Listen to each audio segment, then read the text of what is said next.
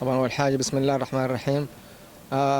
بالنسبة للبطولة زي ما أنا شايفة ما شاء الله تبارك الله تنظيم احترافي، والشباب الله يعطيهم العافية يستاهلوا الخير. فالبطولة هذه بتتميز عن البطولات اللي قبلها إنه في رعاة بيكونوا متواجدين، سواء البيت الإماراتي سواء بسبوستك سواء في عندك شركة اللي هي حق ألوها.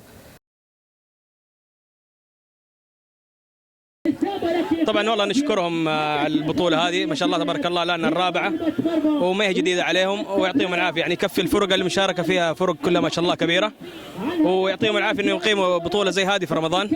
يكفي ما شاء الله عندهم مصورين كويسين ما شاء الله تبارك الله، المعلقين والمنظمين الله يعطيهم العافيه ما قصروا، وان شاء الله الاحسن الاحسن يعني ان شاء الله انهم يستمروا دائما وما يوقفوها ان شاء الله. وفي مجموعة جوائز حتتكفل بها الشركة، تقريبا كل الجوائز حنجيبها من جهتنا إن شاء الله. طبعا الاستاذ احمد مشيع الله يعطيه الف عافيه، هو اللي تكفل بالرعاه، الله يجزاه خير ونتمنى منه ان شاء الله اكثر واكثر ان شاء الله.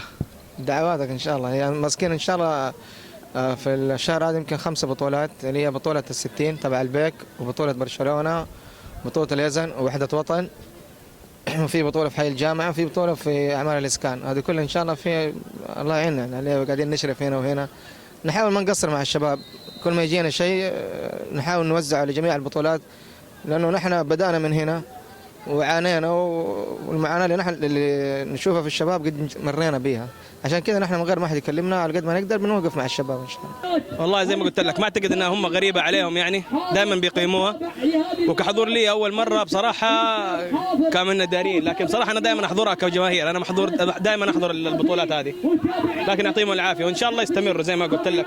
فرق فئات سنيه هذه ضروريه بصراحه، تدي فرص برضه للفرق يشوفوا مواهب ويشوفوا يجوا ناس ان شاء الله يطلعوا على البطوله هذه، وما هي جديده عليهم، قلت لك لو ما هي ناجحه ما حتكون الرابع ما شاء الله عليهم، الله يوفقهم.